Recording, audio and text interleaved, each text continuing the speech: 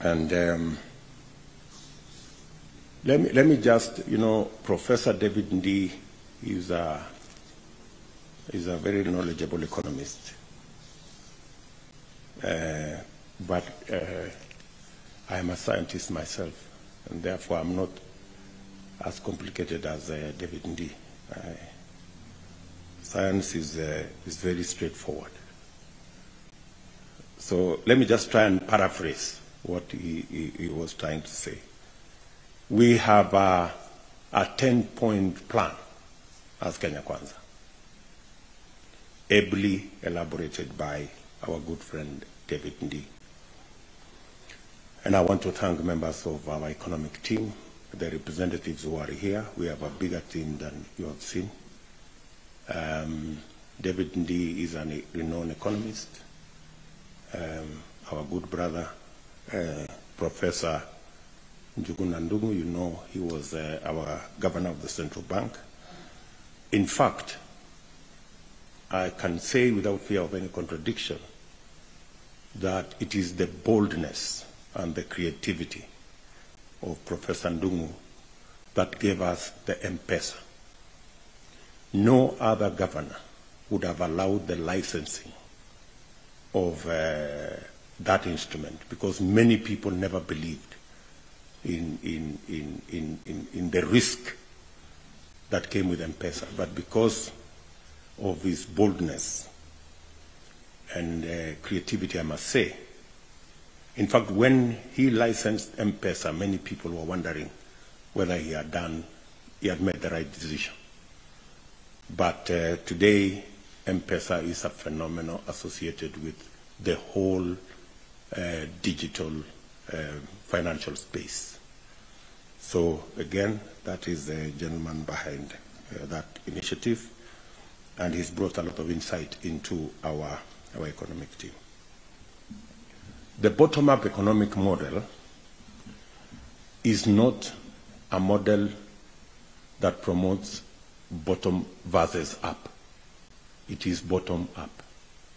It's not bottom versus up. There is a big push by our competitors that we are trying to promote a bottom versus up. It's not bottom versus up, it's bottom up. And from where I sit as a leader in Kenya, there are 3, 4, 5 issues that we must sort out.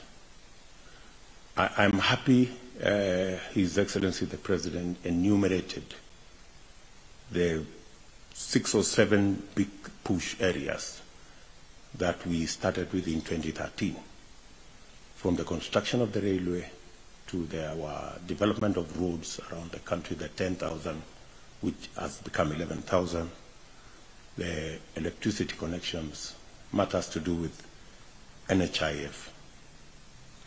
But what did not come out is the big 4, because the handshake completely annihilated the big 4.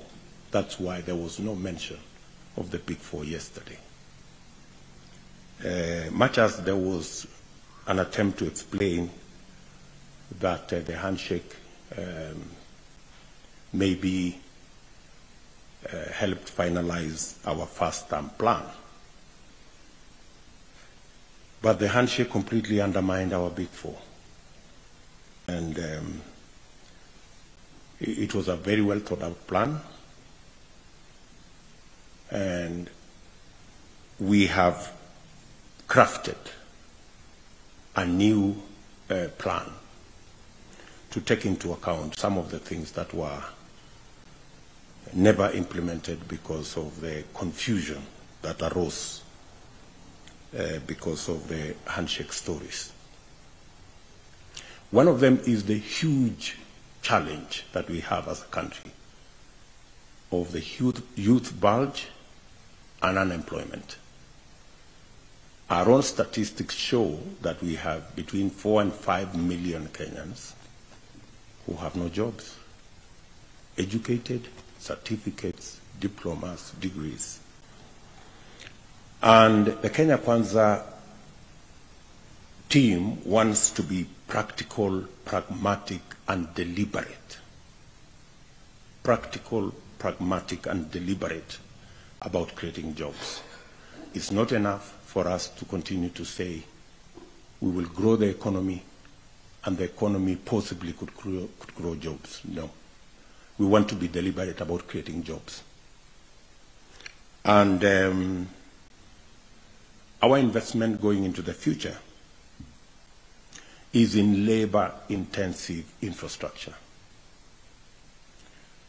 We are going to be deliberate about investing in areas that will create jobs.